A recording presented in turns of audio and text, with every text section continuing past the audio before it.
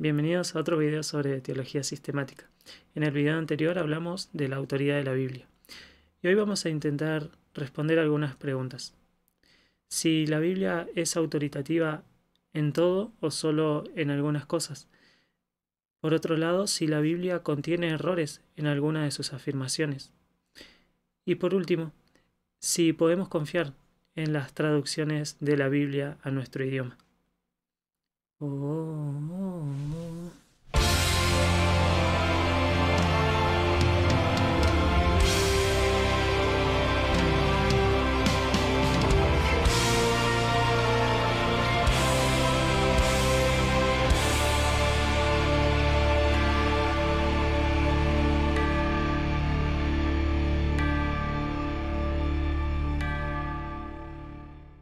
Bien, al igual que en cuanto a la autoridad de la Biblia, la inerrancia de las Escrituras ha sido un axioma durante la mayor parte de la historia de la Iglesia, es decir, un tema que ha estado fuera de discusión, fuera de debate, que no ameritaba ser cuestionado, ya que al afirmar que la Biblia es la palabra inspirada por Dios, inmediatamente se desprende de eso su autoridad y su total falta de error. Sin embargo, en los últimos años este concepto ha sido criticado y es por eso que es necesario hoy en día abarcarlo con detenimiento. Para esto vamos a hacer referencia a dos términos. Uno es infalible y el otro es inerrante. Infalible quiere decir que es incapaz de conducir a un error, mientras que inerrante es que efectivamente no contiene error. Infalible es algo potencial, es algo que no puede contener error, mientras que la inerrancia es fáctica, es decir, que efectivamente no contiene error. La Biblia es ambas cosas. Es infalible, ya que no puede contener error al ser la palabra de Dios, y por ende es inerrante. Efectivamente, no contiene error. ¿Pero por qué usamos la palabra inerrancia? Justamente porque la palabra infalible ha sido adoptada por el círculo de la alta crítica, que ha delimitado la falta de error de las escrituras al ámbito espiritual y a su propósito principal de salvación.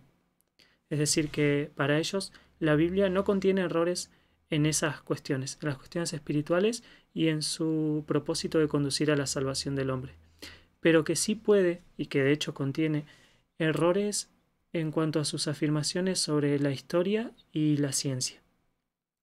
Entonces, por eso el término inerrancia ha quedado designado para quienes sostienen que la Biblia no contiene error en ninguna de sus partes, en ninguna de sus afirmaciones. Es decir, que la Biblia está totalmente libre de errores. Pero no te quiero confundir mucho con palabras ni enredarte con terminología, así que vamos a analizar mejor con más detenimiento si la Biblia tiene o no errores. Bien, para esto tenemos que afirmar que la doctrina de la inerrancia quiere decir que la Biblia no dice todo sobre todos los temas, pero sí que todo lo que dice sobre cada tema es verdad. En efecto, no podemos esperar que la Biblia contenga toda la información sobre todos los temas, porque eso no entraría en ningún libro ni en 66, pero sí que cada afirmación que la Biblia hace sobre cada tema es verdadera. En esto hay que hacer algunas aclaraciones. En primer lugar, que la Biblia es inerrante aunque contenga expresiones de lenguaje ordinario.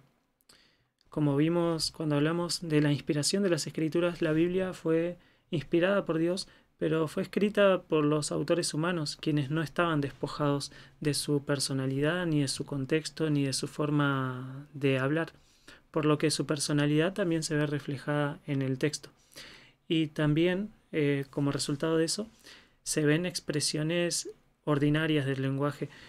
Con esto me refiero a expresiones que nosotros mismos solemos usar en el día a día. Expresiones como que el sol se levanta o que el sol se pone, cuando en realidad lo que sabemos es que el sol no se levanta ni se pone, sino que es la Tierra la que gira alrededor del Sol. Sin embargo, cuando la Biblia usa estas expresiones, lo hace desde el punto de vista de quien está observando el paisaje y ve que el sol efectivamente se levanta o que la lluvia cae, por ejemplo. Otro ejemplo de esto es que la Biblia usa en muchos relatos números aproximados. Y en esto también hay una relación con nuestra forma de hablar. Y es que si decimos que todo el pueblo se reunió en un lugar, no quiere decir que efectivamente haya estado cada persona del pueblo en ese lugar, sino que es una generalización. Si decimos que todo el mundo estuvo en tal lugar, no queremos decir que en ese lugar hubo 8.000 millones de personas. De la misma forma, la Biblia usa este tipo de expresiones, de generalizaciones, y también lo hace en cifras. Podemos decir, por ejemplo, que en el Holocausto murieron 6 millones de personas, pero eso no quiere decir que hayan sido exactamente 6 millones. Pueden haber sido 5.500.000 o algo por el estilo. Entonces, de la misma forma, la Biblia en algunas ocasiones usa cifras aproximadas, pero esto no tiene que ver con el carácter inerrante de las escrituras. La inerrancia no está referida a la exactitud de cada uno de los datos, sino a la veracidad de los mismos. En segundo lugar, la Biblia es inerrante, aunque incluya citas libres. Nosotros actualmente estamos acostumbrados a que cuando citamos algo lo hagamos de forma textual, entre comillas. Este tipo de signos de puntuación no existe en el griego, y para la cultura, por ejemplo, de los apóstoles, era común citar lo que otra persona dijo sin citar exactamente las palabras textuales que esa persona utilizó, sino más bien transmitir la idea general. Por eso la Biblia es inerrante, aunque use citas libres. En tercer lugar, la Biblia es inerrante, aunque utilice formaciones gramaticales poco comunes. Esto, observando tu traducción al español, no lo vas a notar con facilidad, sino que es algo que se ve mejor en los idiomas originales.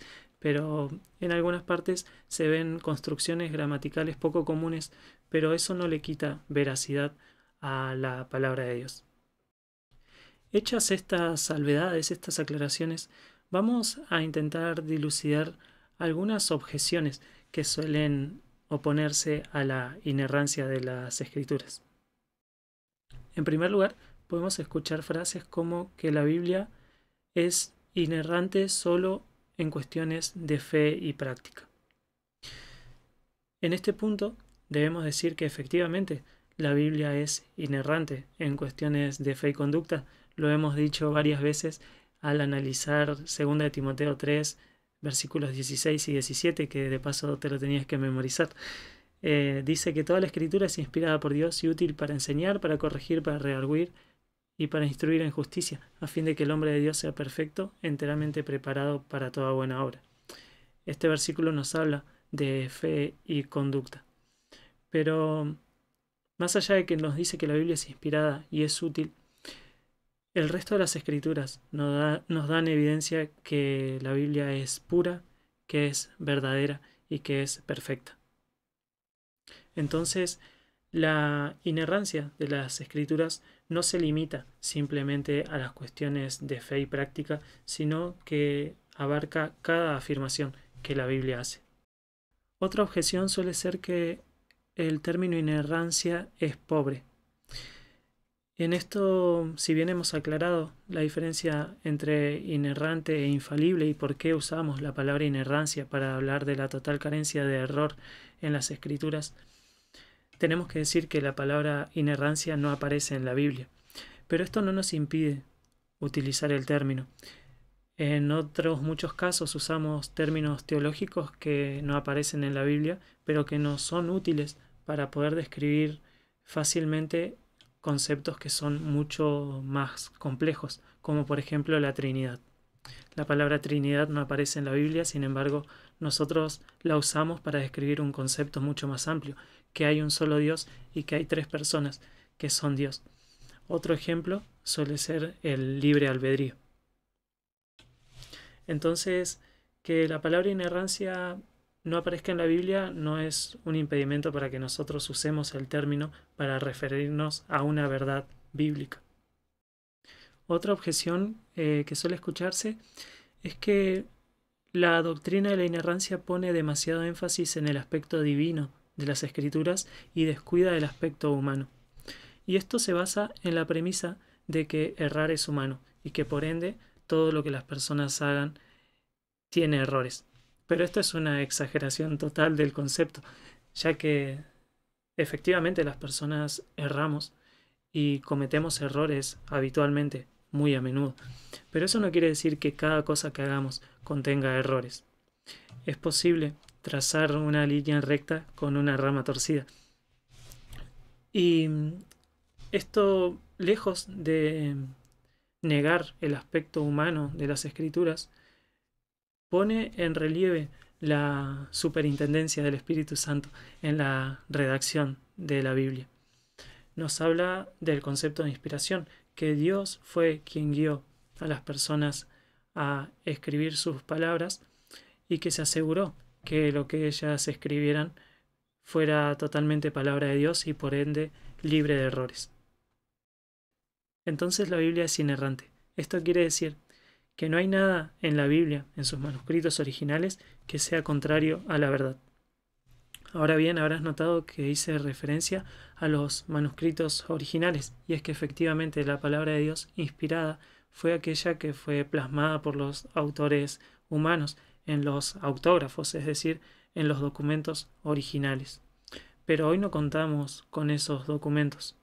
La Biblia nos fue transmitida a través de copias manuscritas, a través de la historia.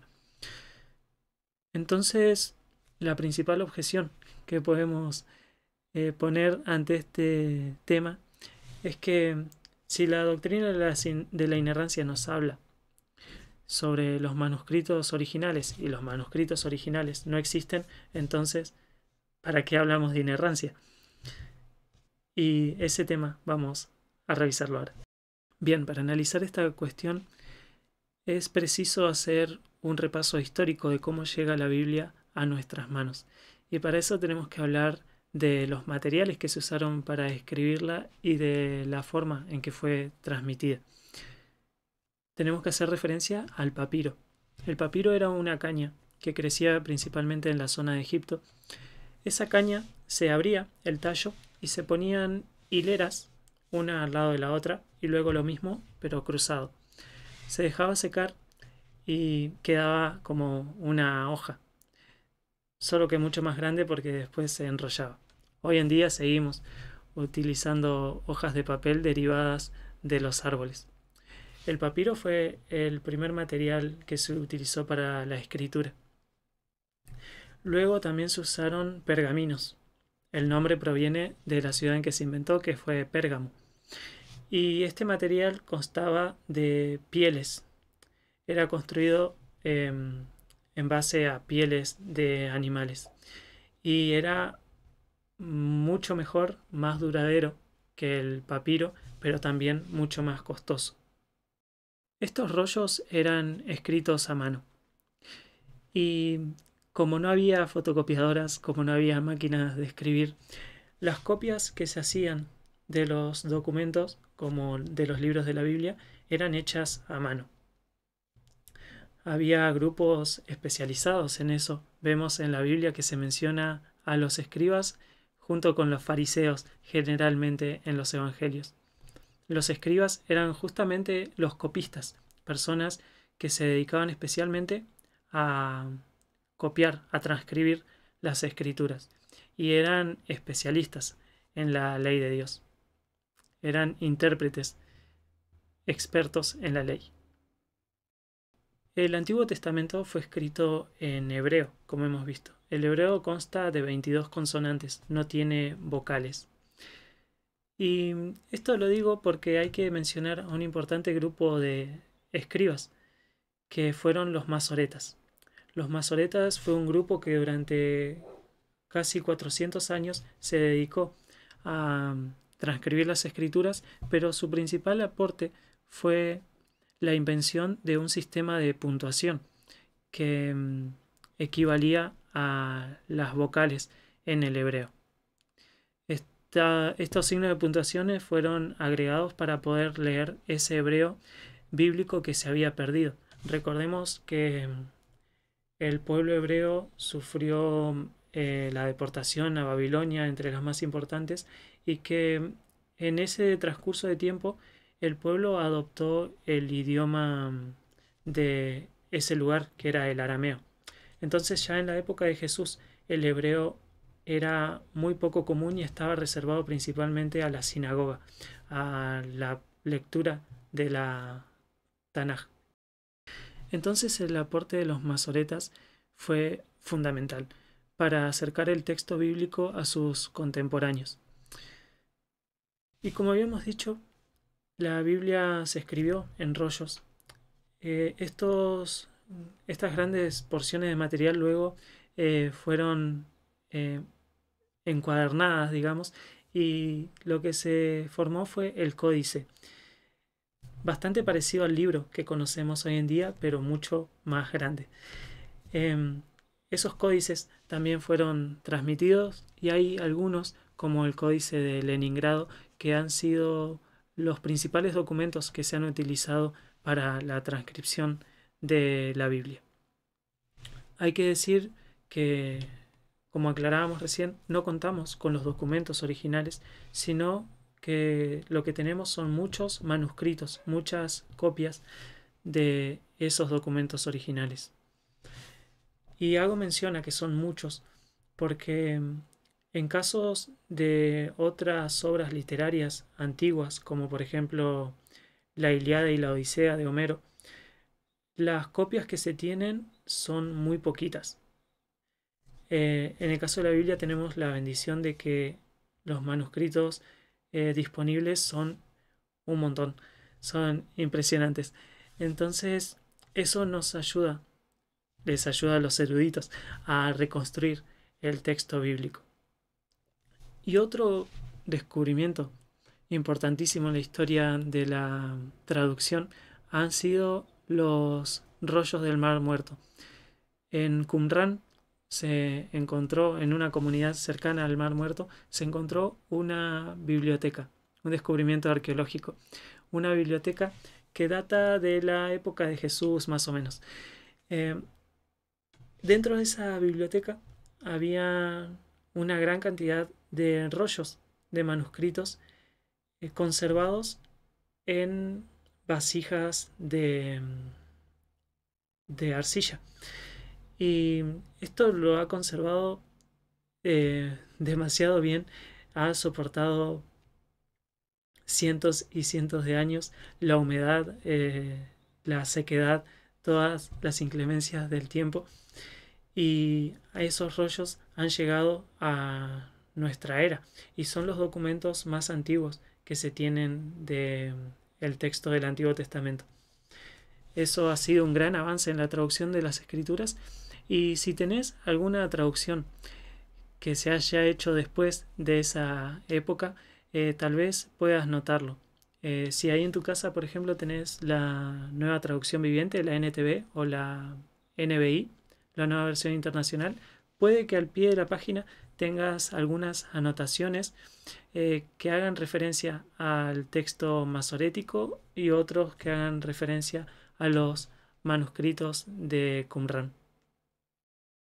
La gran cantidad de manuscritos con que se cuenta en la actualidad nos permite una más precisa crítica textual. La crítica textual es la comparación de distintos manuscritos para llegar al original. Y como te decía, esta gran cantidad con que se cuenta nos da la seguridad de que más del 99% de los manuscritos son confiables. Por ende, La inerrancia, el concepto de la inerrancia bíblica se extiende a toda traducción que sea fiel. En esto tenemos que hacer algunas salvedades. Hay traducciones que son más literales y otras que son más libres. Pero siempre y cuando la traducción sea fiel a los manuscritos con que se cuentan, podemos confiar en ellas. Podemos confiar hoy en día con la mayoría de las traducciones que circulan en la actualidad. Hay traducciones, como te decía, más literales, más formales, como la Reina Valera 1960 o como la Biblia de las Américas.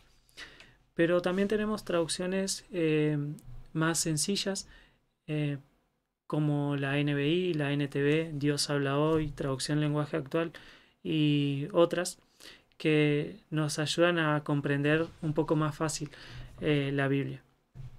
Cada traducción tiene su beneficio. Para una lectura diaria tal vez encuentres más útil una traducción en un lenguaje más sencillo como la NBI o la NTV para una lectura devocional. Ahora, si quieres hacer un estudio más exhaustivo de las escrituras, una exégesis más profunda del texto, te recomiendo una traducción más formal como la Reina Valera 1960 o la Biblia de las Américas. Esto como adelanto cuando veamos algunos tips para la interpretación bíblica.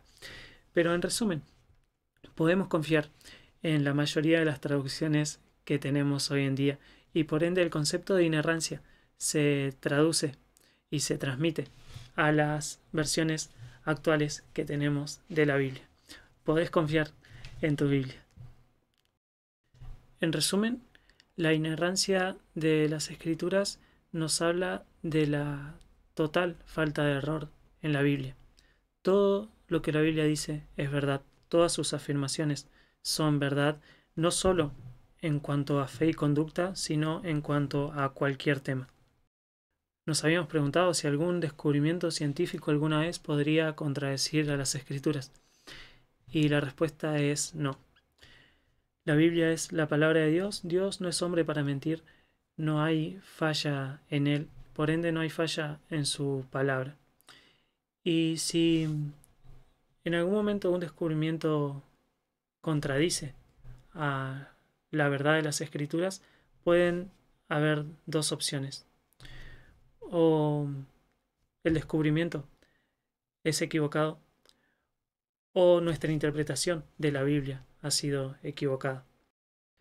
Podemos usar como ejemplo la edad de la Tierra. En cierto momento de la historia, un sacerdote propuso que la Tierra fue creada en el año 4004 a.C., aproximadamente. Esto debido a un cálculo que él sacó sobre las genealogías que se mencionan en las escrituras. Haciendo cálculos sobre esas genealogías, llegó a la conclusión de que la Tierra había sido creada en el año 4004 a.C. Los descubrimientos científicos refutan totalmente esa afirmación y podemos decir, entonces la Biblia no nos dice la verdad. La Biblia mintió sobre la creación de la Tierra, sobre la edad de la Tierra. Sin embargo, no. Lo que estuvo mal fue la interpretación de la Biblia. La Biblia, de hecho, no nos dice nada sobre la edad de la Tierra. La Biblia guarda silencio en ese tema porque hay que tener en cuenta algunas cuestiones al interpretar las escrituras. Cuando vemos el libro de Génesis, vemos que no fue escrito con la intención de ser un libro científico, sino para dar cuenta de la obra de Dios a través de la historia.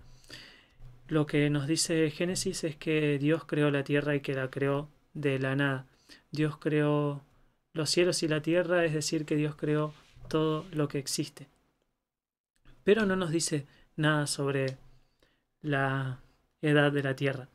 Y en cuanto a las genealogías que la Biblia menciona, tenemos que analizar que cuando se usan estas genealogías no son exhaustivas en la mayoría de los casos, sino simplemente declarativas. Es decir, podemos decir, podemos ver en la Biblia que se habla de Jesús como hijo de David. La verdad es que Jesús no fue directamente el hijo de David, sino que fue hijo de José, el carpintero. Pero David era su antepasado, muchas generaciones atrás. Entonces no podemos sacar cálculos genealógicos hasta remitirnos a la edad de la Tierra. Fue un error interpretativo decir que la Biblia afirmaba que la Tierra tenía 4004 años de edad en el momento en que nació Jesús. Entonces, tenemos estas dos opciones cada vez que aparece un descubrimiento que aparentemente pueda contradecir a las Escrituras, que ese descubrimiento puede estar errado o que nuestra interpretación de la Biblia puede estar errado. En definitiva, no debemos temer a los descubrimientos científicos. Los descubrimientos científicos deben alentarnos a confiar en las Escrituras porque sabemos que la Biblia es la palabra de Dios y que nunca un descubrimiento que sea verdadero va a contradecir a la Biblia. Confiamos plenamente en la palabra de Dios. Hay algunos problemas en cuanto a negar la inerrancia de las Escrituras y uno es que al negar la inerrancia ponemos a nuestra mente como la máxima autoridad. Creemos que somos capaces de determinar en qué cosas la Biblia es autoritativa y en cuáles no. O sea, nos ponemos en un nivel superior en cuanto a las Escrituras. Y podemos poner también a la ciencia en una categoría más alta de autoridad que la Biblia. Como te decía recién, no le tenemos miedo ni nada por el estilo a los descubrimientos científicos. Cuando la ciencia descubra que hubo un diluvio universal, no vamos a decir que la Biblia tenía razón porque la ciencia lo dijo, sino que vamos a poder afirmar que la ciencia tiene razón porque la Biblia lo dice. Negar la inerrancia de las Escrituras nos pone ante varios problemas morales, como por ejemplo, si Dios nos dijo la verdad solo en algunos temas y en otros nos mintió, ¿nosotros también podemos mentir en asuntos pequeños? O si Dios nos mintió en esto, si Dios no nos dijo la verdad en esto, también podemos empezar a dudar de todo lo demás que Dios nos dijo. Si Dios no nos dijo la verdad en cuanto a cuestiones históricas y científicas, ¿por qué confiaría yo en que me dijo la verdad en cuanto a cuestiones de fe y práctica, por ejemplo? El Salmo 33, versículo 4, dice así: Porque la palabra del Señor es recta, y toda su obra es hecha con fidelidad. La Biblia es inerrante en su totalidad. Está libre de toda falsedad o engaño. La Biblia está libre de todo error. Porque las palabras de Jehová son palabras limpias, como plata refinada en horno de tierra, purificada 7 veces. Y ese es el versículo para memorizar de esta semana. Espero que el video te haya gustado. Si te gustó, dale like. Si no te gustó, no hagas nada. Y suscríbete al canal, activa la campanita, así YouTube te avisa cada vez que subo un video. Y nos vemos en la próxima.